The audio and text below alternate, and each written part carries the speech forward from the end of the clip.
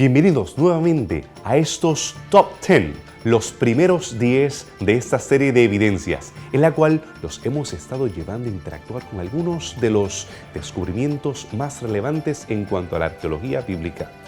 Algunos de los lugares, artefactos o textos que nos iluminan de manera más amplia las Escrituras. En esta ocasión estaremos adentrándonos al mundo de los artefactos en relación a la Biblia hebrea. Por esa razón, quédate con nosotros aquí en Evidencias.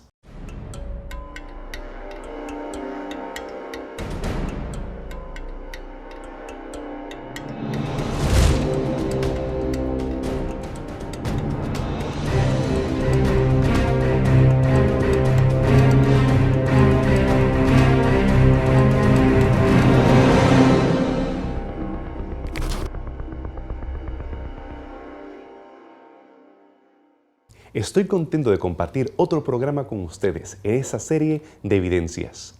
Hemos interactuado con ustedes a través del Facebook y agradecemos sus comentarios. También agradecemos sus sugerencias y les recomendamos que ustedes hagan su propia lista. Recuerden que esta lista no es científicamente probada ni es un grupo de académicos que la ha determinado.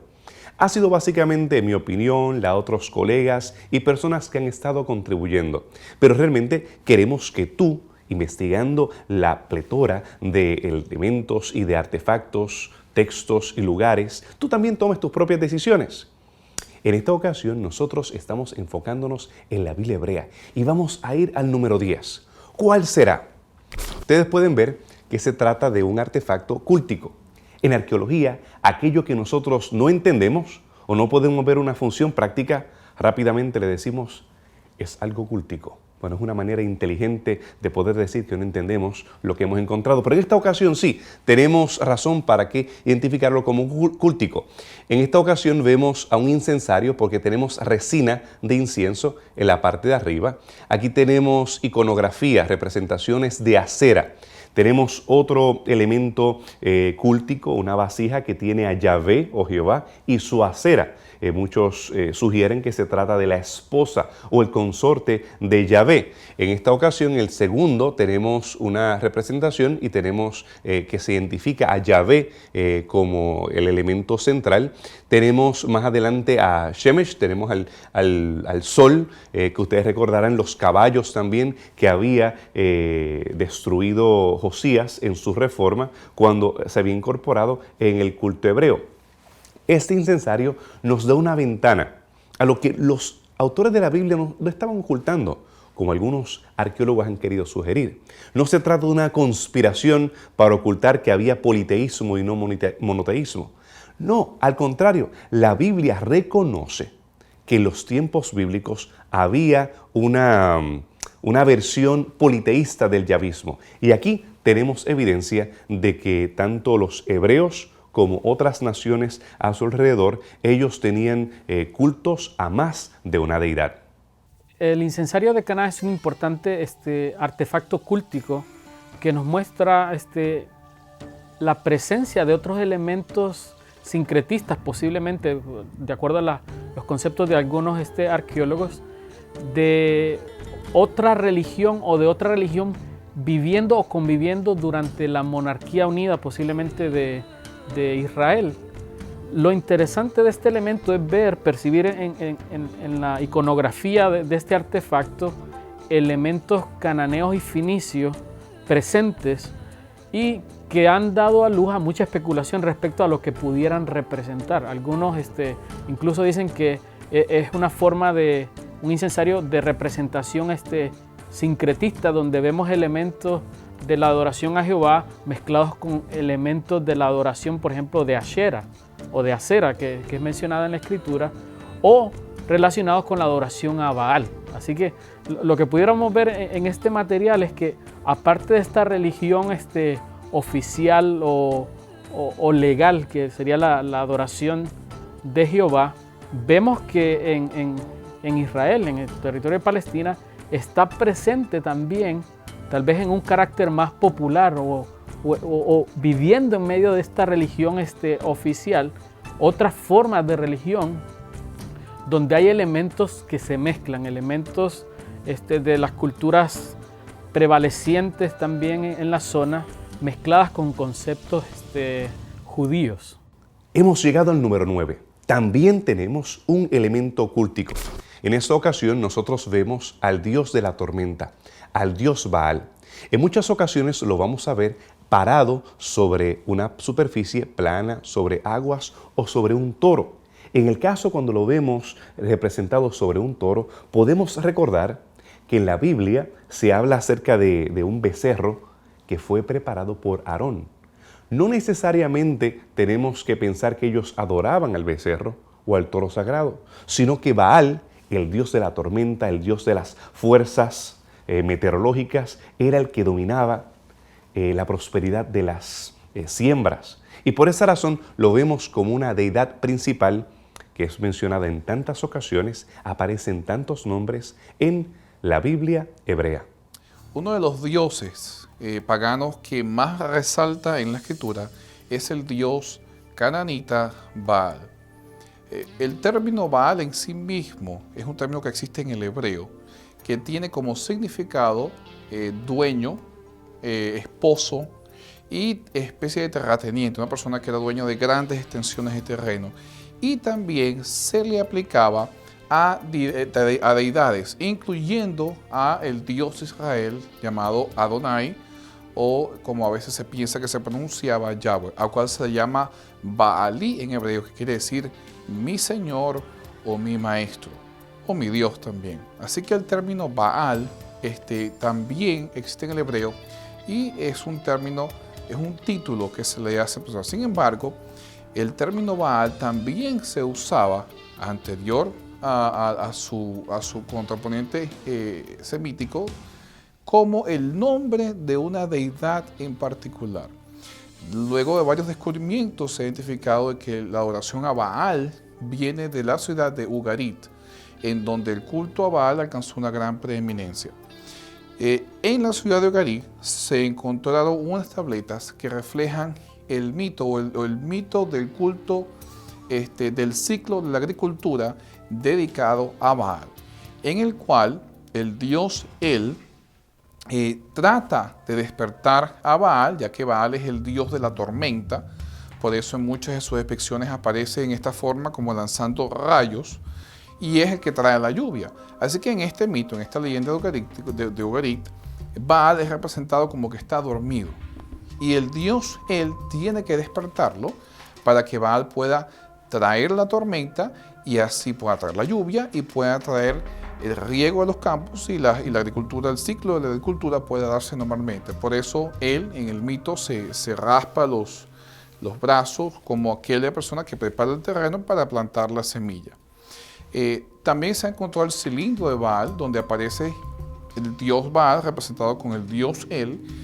No se sabe exactamente de dónde proviene este cilindro, pero sí data de la época de la era del bronce por ahí. Y también tenemos, aparte de eso, el estela de Baal, donde se representa a Baal justamente con el nombre de Baal, también como una especie de dios que está lanzando rayos o que trae la tormenta. Baal es representado con diferentes tipos de símbolos, inclusive con símbolos egipcios como el kilo, la falda pequeña egipcia, la corona blanca, las coronas egipcias. Y en el área de Palestina, o en Transjordania y Cisjordania, se han encontrado varias réplicas acerca de este dios, pero con la idea semítica. Un ejemplo de ello lo tenemos en la réplica que tenemos justamente aquí en el Museo de Horn, donde ustedes pueden ver que Baal es representado como una estatuilla pequeña, tiene justamente la falda egipcia. Ustedes pueden ver que la parte del pecho está desnuda, no tiene nada puesto, es un símbolo típico egipcio. Sin embargo, en la cabeza tiene una especie de corona que representa justamente el área semítica. Y ustedes ven como nuevamente aparece especie de caminando y lanzando rayos como símbolo de la venida de la tormenta. ¿Cómo nos ayuda a nosotros a entender esto el texto bíblico? Si nosotros recordamos la historia de Elías, cuando se confronta con los profetas de Baal, nosotros podemos recordar de que los profetas de Baal hacen toda una ceremonia en la cual se lajan los brazos, se rompen los pechos y empiezan a danzar. Y Elías le dice a ellos, ¿será que está dormido? ¿Será que no escucha? Bueno, a veces nosotros pensamos que Elías sencillamente se estaba burlando, pero no era nada más burlándose. Elías estaba haciendo eco del mito que ya era conocido de la ciudad de Ugarit y que en ese momento los sacerdotes de Baal estaban emulando, estaban imitando en virtud de despertar a Baal, tal como lo decía el mito que se encontró en Ugarit, para que entonces trajera la tormenta y la lluvia. Y Elías estaba haciendo eco de ese mito, diciendo quizás todo lo que están haciendo no está sirviendo de nada porque parece que no se ha despertado, ya que en el mito Baal aparece justamente como dormido y tiene que ser despertado por los otros dioses, él y la esposa de él. Así que eso nos ayuda a entender un poco acerca del contexto de Baal y cuál fácil era el sincretismo entre la oración a Dios y la oración a Baal, porque nuevamente Baal no solo es el nombre de un dios, pero también es un título, es decir, Señor, que se le atribuye en ciertos contextos a el Dios de Israel, Yahweh o Adonai. El descubrimiento número 8 tiene que ver con una destrucción horrible. Algunos críticos han alegado que no hubo tal cosa como una conflagración impresionante en Jerusalén. Ellos alegan que apenas hubo algunos conflictos a su alrededor, pero no hubo una destrucción total. Pero cuando nosotros pudimos ver la evidencia de destrucción, ceniza, pudimos ver bulas, pudimos ver artefactos que fueron destruidos, pudimos ver también entre ellos algunas de las puntas de las flechas que se encontraron después del sitio de Jerusalén, pudimos corroborar que la Biblia sí tenía razón y nos hace eco del libro de Jeremías, las Lamentaciones y todos aquellos profetas que relatan esa horrible escena. Sin duda alguna, la evidencia arqueológica es contundente con respecto al exilio babilónico y la destrucción que trajo el rey Nabucodonosor. Y ese evento fue traumático, muy traumático para los judíos, especialmente aquellos que tenían en alta estima el templo de Jerusalén, ya que Nabucodonosor lo destruyó en el año 586 antes de la era común, donde fue destruido hasta sus cimientos y hubieron muchas muertes y muchos judíos fueron deportados. Ahora, a diferencia de Asiria, que conquistó y destruyó a Israel un poco antes, el imperio babilónico hacía algo diferente cuando deportaba a las poblaciones que conquistaba. Los asirios pues deportaban a toda la población y las llevaban a su región para que ellos se mezclaran entre ellos. Pero los babilónicos solamente pues deportaban a los de la clase alta. Y de eso pues tenemos evidencia en la Biblia de personas como Ezequiel y Daniel, que pertenecían a un estatus social alto y que fueron llevados, deportados hacia Babilonia. Ahora, el exilio babilónico y esta destrucción masiva que ocurrió en esta época ha sido registrada no solamente en Jerusalén, sino en varias partes cercanas a Jerusalén. Y la única parte de estos años que no tenemos evidencia de una destrucción fue la parte norte de la tribu de Benjamín, que parece ser que arqueológicamente se libró de la destrucción que trajo Nabucodonosor. Y parece que esta parte norte de la tribu de Benjamín siguió funcionando como una colonia babilónica. Así que, con excepción de esa parte, todos los sitios cercanos a Jerusalén, incluyendo su templo y a Jerusalén, fueron destruidos por Nabucodonosor. Y eso lo tenemos y se ha excavado numerosas veces y se han encontrado estos niveles donde hay ceniza, hay casas destruidas. Y cuando se data, ya sea por carbón 14 o por otros métodos, pues tenemos una clara evidencia de que esto corresponde a la destrucción que trajo Nabucodonosor con el imperio neobabilónico. Estos tres descubrimientos, los últimos, el 10, el 9 y el 8, todos están relacionados con la infidelidad. Tanto el incensario de Tanak como las imágenes a Baal nos demuestran esta adoración alternativa, que comenzó como algo interesante, parte del yavismo. Estaban adorando originalmente a Yahvé. Se degenera en adorar al Dios de la tormenta. Y finalmente las consecuencias de la idolatría, como lo había establecido la palabra del Señor, siendo advertido por el profeta Isaías. Y más adelante Ezequiel, cuando habla acerca de estos íconos o imágenes que estaban en el mismo templo. Lo vemos terminar con la destrucción de Jerusalén. Pero ¿qué tal de los próximos? ¿Qué tal de los que nos faltan en esta lista de los 10 artefactos que están relacionados con la Biblia hebrea? Quédate con nosotros después de esta pausa aquí en Evidencias.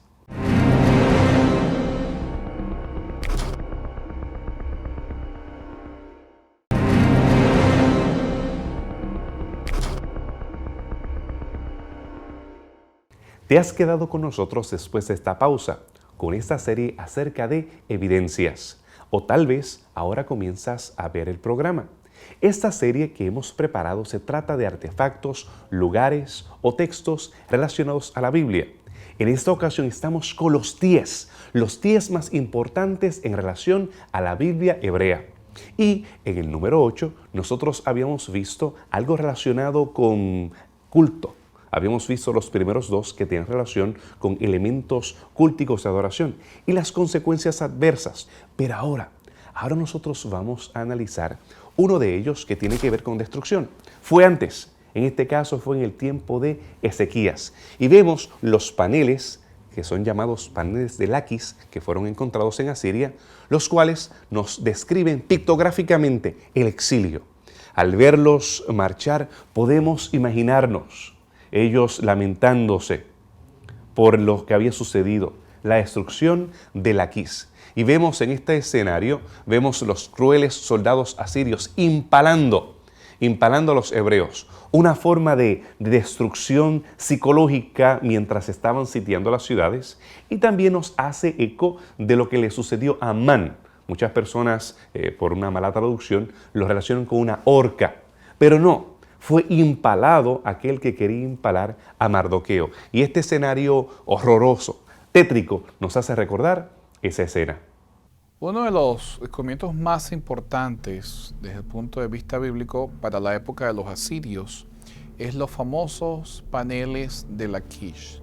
La ciudad de Laquish es una ciudad importante, una ciudad israelita, también cerca de Jerusalén, la cual es prominente no solo porque aparece en el texto bíblico, sino porque en la misma se han descubierto óstragas y otros elementos importantes que datan de la época justamente de los reyes de Israel y los reyes de Judá. Pero el descubrimiento de hoy, a pesar que es acerca de Laquish, no se encontró en la ciudad de Laquish, se encontró en realidad en la ciudad de Nínive, en el palacio de Sennacherib. Y en la misma se encuentra un panel donde se describe la conquista que hizo Sennacherib acerca de esta ciudad. En la misma usted puede ver la escena de la batalla cuando los asirios estaban en una forma despiadada y sin compasión, matando a los soldados israelitas. Ustedes pueden ver cómo las torres se levantan y de arriba están los arqueros israelitas, mientras que abajo vienen subiendo y prácticamente toman completamente la muralla los soldados asirios con lanzas y armas de guerra. Y usted puede ver inclusive cómo comienzan a matar a varios soldados israelitas de una forma cruel y despiadada. Obviamente el panel es una conmemoración de la victoria de los asirios sobre esta ciudad importante del reino de Judá. Es importante, fue descubierta por Henry Layard en el año 1846, 1847 más o menos, un excavador británico que justamente hizo especies de excavaciones no tan sistemáticas como las que hacemos hoy en día, pero en el Palacio de Sennacherib logró encontrar este gran monumento que hoy se exhibe en el Museo Británico en Londres, Inglaterra. Ahora hemos llegado al número 6 en este conteo regresivo de los top 10 de estos artefactos que tienen relación con la Biblia hebrea. Nosotros podemos ver este becerrito de oro que tal vez algunos pensarán que es algo impresionante. Lo cierto es que es bastante pequeño, estaba cubierto en oro y nos hace recordar la escena frente al Sinaí, cuando el pueblo de Israel, queriendo encontrar dirección, busca en la antigua práctica de la idolatría la fuente de dirección. nosotros podemos tal vez sugerir que no era al becerro que estaba adorando, sino como vieron anteriormente al Baal que se paraba sobre el becerro. Pero en esta tradición cananea, encontrada aquí en Ascalón, siendo un símbolo de Baal, podemos evocar varias de las escenas que encontramos en la palabra de Dios. Otro artefacto interesante, también un artefacto cultico, es el becerro de Ascalón. Este es un material que fue encontrado por un proyecto de exploración arqueológica de parte de la Universidad de Harvard en el 1990, y en medio de los varios descubrimientos que hicieron en esta zona, se destacó este artefacto por su carácter cúltico. Siempre en la arqueología, al tratar de encontrar muchos materiales, yo pienso que las inscripciones, material donde hay escritura y materiales que pueden ser percibidos con un carácter cúltico, realmente son materiales de los más apreciados, porque ofrecen imágenes más directas de elementos de la cultura que pudieran ser interpretados, aunque de muchas maneras, pero te enriquece mucho más la vida y la práctica que simplemente un objeto que definitivamente solo tenga la característica de ser parte de una estructura, pero ya figuras con ciertas formas o material escrito ofrece una información de la cultura un poquito más específica. Y definitivamente este material ofreció información sobre prácticas religiosas, posiblemente en la ciudad de Ascalón, donde encontramos que posiblemente cerca a la entrada de la ciudad existía un pequeño santuario donde la gente podía tener alguna experiencia religiosa. Algunos incluso hablaban del santuario del becerro, al tratar de especular qué era lo que ocurría ahí. Y esta pequeña figurita de un becerro que fue cubierta en plata, estaba acompañada de otro material que hacía ver como un lugar un shrine, un lugar donde se podía adorar, un pedestal donde se podía adorar a esta imagen, y nos ofrece interesantemente otra visión de las culturas antiguas, donde no solo las ciudades se destacan por ser centros de comercio, centros donde se resuelven otros asuntos. Definitivamente las ciudades también tenían que tener elementos religiosos. O sea, lo que te atrae a la ciudad no solo va a ser asuntos comerciales, la presencia de las divinidades, del aspecto religioso, era algo que formaba parte de la vida del mundo antiguo. Así que interesante ver que este descubrimiento nos muestra también otro detalle de la vida en esta ciudad, una ciudad considerada en el mundo antiguo como una ciudad filistea, y nos habla mucho de este culto a los becerros, que interesantemente nos ofrece detalles que pudieran ser conectados con prácticas que ocurrieron luego también en Israel, o que apuntan a prácticas que ocurrieron anterior. Podemos pensar en el becerro de oro, el incidente cuando los israelitas salen de Egipto, donde está este mismo elemento de un becerro, de esta figura. También encontramos lo que va a pasar luego en Dan y Betel, con estos becerros también, y vemos cómo este ícono, este símbolo, esta figura va a ser utilizada con un carácter religioso, no solo por comunidades como Ascalón, sino que va a ser utilizado también por Israel. Así que nos ofrece un interesante paralelo nuevamente entre prácticas religiosas del mundo pagano, si pudiéramos decir, y prácticas que Israel en algún momento de su experiencia religiosa también compartió con ellos. ¿Qué acerca de las consecuencias de la idolatría? Bueno, es la destrucción. En este caso tenemos restos de los marfiles de Samaria. Cuando pensamos en las palabras de Amós, que habla acerca de camas hechas de marfil, algunos podrán pensar que se trata de los colmillos, tal vez con alguna tela y siendo algún tipo de hamaca, pero no. Se tratan de estos marfiles, los cuales eran placas que se ponían en sillas, en camas o en paredes. Las casas de marfil eran estas casas, y ustedes se podrán imaginar al sol entrando por la ventana, y lo impresionante de esa casa que era toda cubierta en marfil. Estos marfiles pertenecen a las casas y a los palacios que estaban decorados de marfil en Samaria. Cuando los asirios finalmente invadieron en el año 721 la ciudad de Samaria, ellos tomaron todos los habitantes de la ciudad, ellos sacaron todas las riquezas y las llevaron hacia sus ciudades en Mesopotamia. Pues en Samaria se encontraron alrededor de 200 piezas de marfiles decoradas de diversas maneras, ya sea con palmeras, esfinges, leones, toros. Y cuando los arqueólogos encontraron estos marfiles en Samaria, rápidamente los relacionaron con un versículo que se encuentra en Primera de Reyes 22:39, que dice: el resto de los hechos de Acab y todo lo que hizo y la casa de marfil que construyó y todas las ciudades que edificó, no está escrito en el libro de las crónicas de los reyes de Israel. Cuando los arqueólogos encontraron estas 200 piezas de marfiles en Samaria, lo que se conoce como la Acrópolis Real, pues ellos rápidamente lo relacionaron con estos marfiles que menciona la Biblia que Acab, el rey de Israel, que no tiene buena reputación en la tradición cristiana debido a que hizo lo malo ante los ojos de Dios, pues dice que él construyó una casa de marfil. Y como esta casa de marfil, él estaba gobernando en Samaria, pues debe haber alguna relación. Y esta relación pues se siente más cercana debido a que estas piezas de marfil son de origen fenicio. Y sabemos que la esposa de Acab, llamada Jezabel, que tampoco goza de buena reputación, pues también es fenicia, era una princesa de Tiro. Así que parece que de alguna manera la relación entre Fenicia e Israel se volvió bien cercana. Parece que el paganismo llegó a entrar bastante cerca a Israel y la influencia de Jezabel con Israel se volvió tan cercana que parece en algún momento dado algunos intercambios entre mercados entre las dos ciudades pues se vio tan cercana que de alguna manera estas piezas de marfiles llegaron a Israel. Y parece que Acab utilizó estas piezas de marfiles para adornar su templo lleno de todas estas figuras que quizás eran muy ofensivas para los israelitas debido a que contenían figuras que de acuerdo a la ley estaban prohibidas.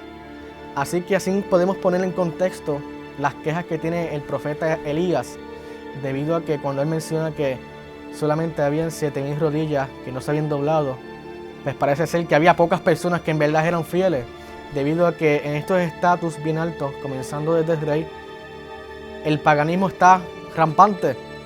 Y esto se puede ver con estos marfiles que estaban aquí. También con esto podemos ver la queja que muestra el profeta Amós en el capítulo 6, versículo 4, donde él menciona que hay unas camas de marfiles. Y estas camas de marfiles pues se refieren a estas camas pomposas y que aquellas personas que pertenecían al estatus social bien alto de Judá pues la estaban utilizando mientras la clase baja estaba siendo explotada, mientras la clase baja pues estaba pasando necesidades. El profeta Amós se para y les dice: mientras ustedes están habitando y durmiendo en camas de marfiles, nosotros estamos aquí. Y así podemos poner y entender todas estas frases que a veces menciona la Biblia sobre el marfil, que era algo sumamente importante y algo sumamente pues vanidoso. Pues que podemos poner en perspectiva la historia bíblica y entender las quejas de estos profetas y las quejas de Elías, debido a que este paganismo fenicio, principalmente de ese origen, pues estaba rampante en Israel. Y con este descubrimiento pues podemos entender también que lo que menciona aquí, el templo de marfil que construyó Acab, es un templo real que se ha encontrado y que estas piezas pues atestiguan de ese descubrimiento. Estos tres artículos relacionados a Israel tristemente nos recuerdan idolatría y destrucción. Ellos son testigos que la Biblia, cuando habla acerca de adoración de objetos, sí podemos encontrar referencias de artefactos a esos objetos. Y aquí vemos como el círculo de evidencia bíblica, el círculo de evidencia textual y el círculo de evidencia de un artefacto que se relaciona a la Biblia hebrea se unen, convergen los tres. Pero todavía faltan los últimos 4 de esos top 10. Quédate con nosotros después de esta pausa aquí en Evidencias.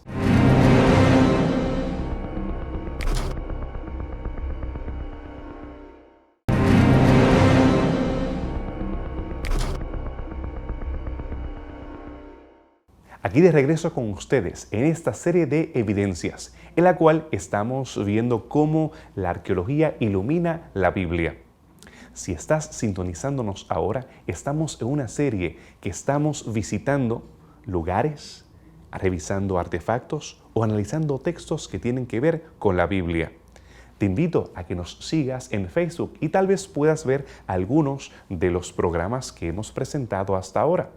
Estamos en estos 4 últimos artefactos que tienen que ver con las escrituras hebreas y vamos a ver este altar que viene desde el norte de Israel. Nosotros en la Biblia hebrea podemos ver cómo se habla de extremos. Vemos desde Dan hasta Beersheba. Se está hablando acerca del extremo norte hasta el extremo sur. Es como si habláramos acerca de Venezuela hasta la Patagonia. Los extremos. En este caso tenemos que en el norte se erigió este santuario y en este santuario se adoraba a Yahvé originalmente.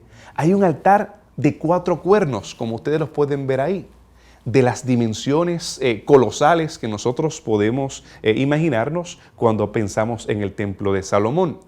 Aquí, ya en el norte y en Betel, siendo la frontera de la tribu de Efraín, era donde los israelitas habían preparado santuarios compitiendo con el santuario de Jerusalén. Jeroboam no quería que la gente continuara peregrinando hasta Jerusalén. Por esa razón establece este santuario en el norte, convirtiéndose en un ejemplo vivo de cómo este comienzo de adoración alternativa, algo parecido, que se hace sincretismo, se une con las naciones extranjeras y finalmente se degenera en idolatría total en el Reino del Norte. En 1978 se descubrió, bajo la dirección de un importante arqueólogo llamado Abraham Biram, a través del Instituto de Arqueología del Colegio Hebreo de Jerusalén, se descubrió en la ciudad, en el pueblo de Dam, un importante yacimiento arqueológico. Se trataba nada más y nada menos que de un centro de adoración. En este lugar también se encontraron otras construcciones que databan de épocas del Medio Bronce, que estábamos hablando cerca del 2000 a.C. En este lugar, lo importante para entender la palabra de Dios es un hecho relacionado a una plataforma que se encontró. En esta plataforma, que medía más o menos entre 10 a 30, 10 metros por 30 digamos, el espacio total, se encontró un envase donde se descubrió que había sido ocupado para asuntos rituales y había restos de ovejas también en este lugar, en este altar, lo cual da la idea que este fue un altar idolátrico. Este altar posiblemente, presumiblemente, se trata del altar que mandó construir Jeroboam. Cuando ustedes saben, cuando Israel se dividió entre Israel del norte y Israel del sur, Jeroboam tomó una política que fue la de construir altares que eran adversarios al altar que había construido Salomón anteriormente, y uno de ellos se encontraba en Betel y otro se encontraba en Dan. Y bueno, este centro de adoración, que era este lugar, era uno de los centros para traer al pueblo de Israel a la idolatría.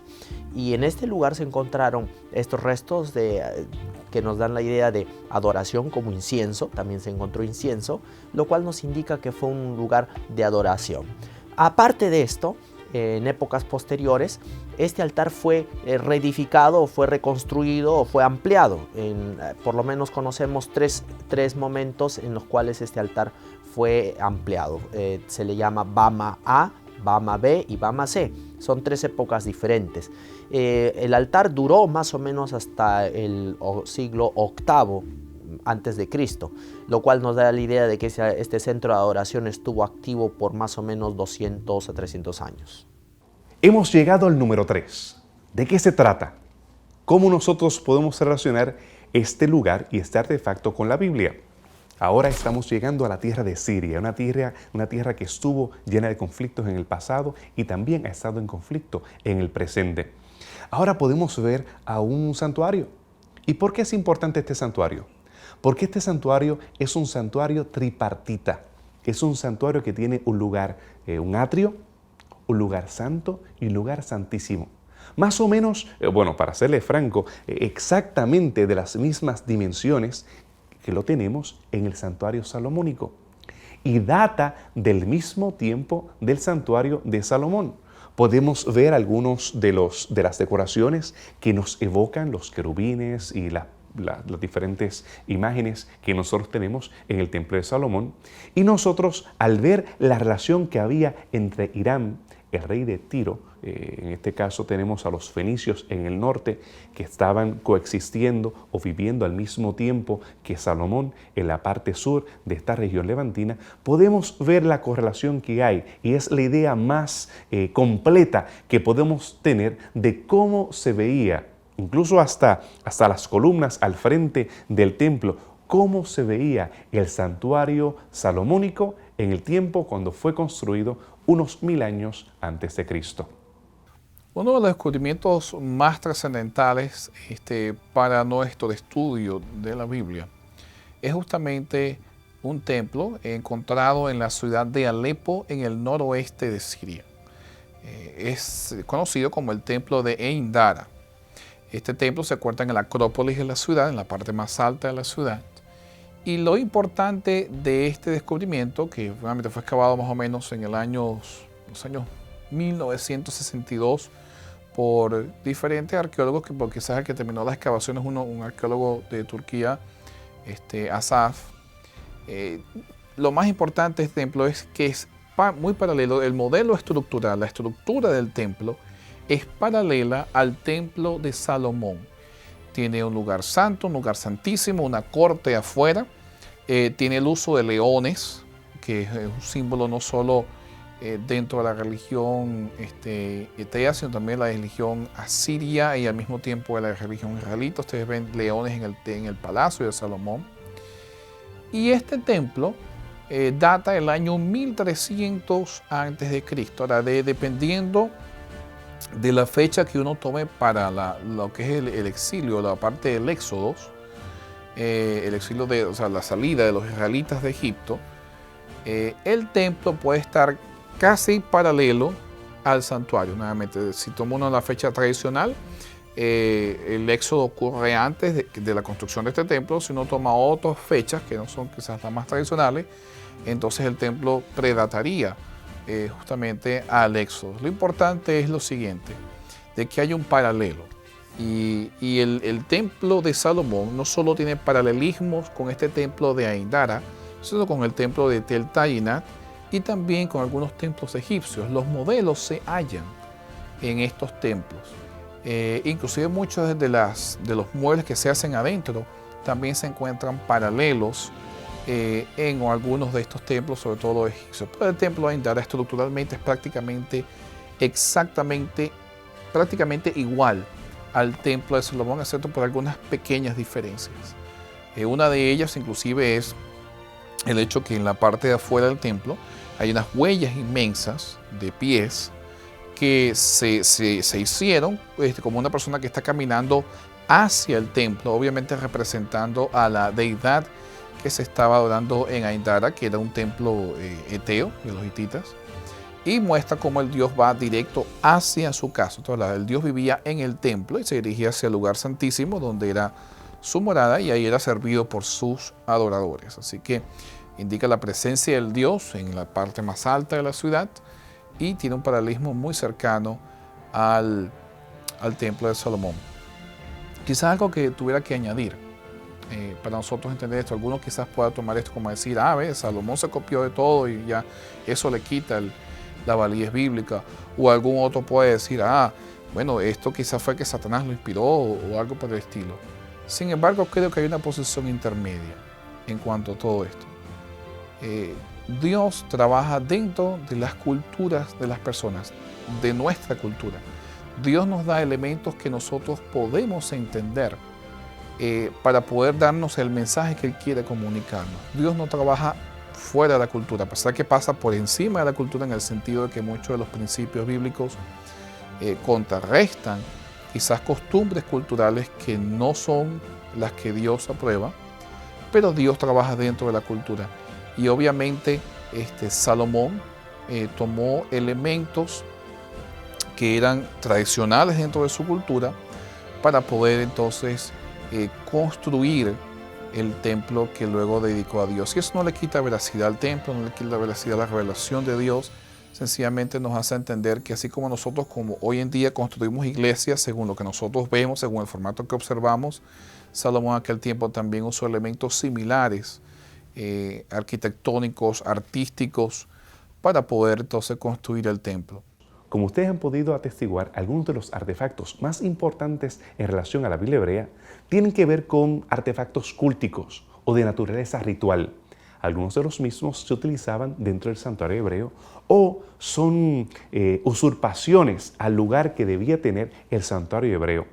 También hemos podido ver las consecuencias de violentar esa relación pactual entre Jehová y su pueblo. Y hemos visto cómo estas destrucciones han dejado su marca en el registro arqueológico. Pero ¿qué entonces acerca de los dos artefactos más importantes? Si quieres conocer de ellos, quédate con nosotros aquí en Evidencias.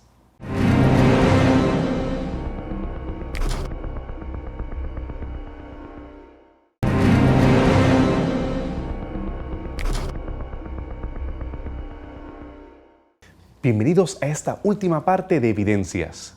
¿Estás intrigada para saber de qué se trata y cuáles son estos últimos dos? Los dos artefactos más importantes en relación a la Biblia hebrea. Y vamos a ver cuál es el número 2. Se trata de un lugar que tal vez no has escuchado. Se llama Kirbet Caifa.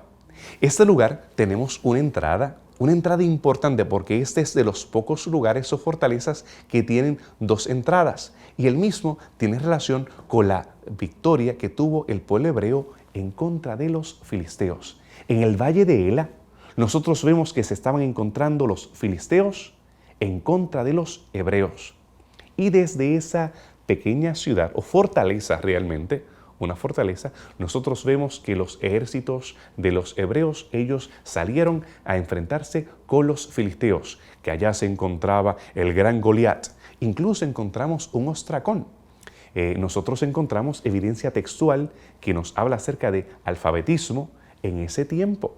Tenemos también estructuras monumentales que nos hacen reconocer que en el tiempo de David no había simplemente chocitas y villitas en el pueblo de Israel, sino que tenemos un gobierno organizado, centralizado, tal como lo describe la Biblia hebrea. Estas ruinas, que se llama Kirbet Keyafat, es una ruina que ha sido excavado recientemente, no ha sido excavado por muchos años, es algo muy reciente, donde se ha puesto en duda, debido a los descubrimientos que se han hecho allí, algunas presuposiciones que algunos eruditos más críticos y liberales han tenido con respecto a la confiabilidad y a la historicidad de la monarquía hebrea y del reino dividido de Israel, ya que algunos de estos críticos pues piensan que en verdad nunca existió un rey David, que nunca hubo un reino como tal, organizado, urbano, y que simplemente eran estos diversos clanes y tribus que están por ahí desorganizados, y que en un momento dado, alrededor del siglo VIII, antes de la era común, de acuerdo a ellos, pues fue que ellos verdaderamente se organizaron como una ciudad, y que antes de eso no existía algo organizado, no existía una ciudad bien grande, como menciona que estuvo habitando David en Jerusalén. Eso en verdad pues es una exageración de acuerdo a ellos. Ahora, estos descubrimientos en estas ruinas pues se han encontrado que aquí hay una ciudad fortificada judía que data, de acuerdo al carbono 14, del siglo XI o X antes de la era común.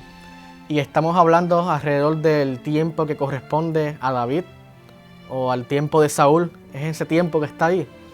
Y esto muestra que tan temprano en ese siglo o en esos siglos, ya que no se puede saber con exactitud un año u otro, pues había una ciudad judía fortificada y organizada que fue construida de alguna manera y bajo una autoridad superior y bajo una autoridad que estaba organizada.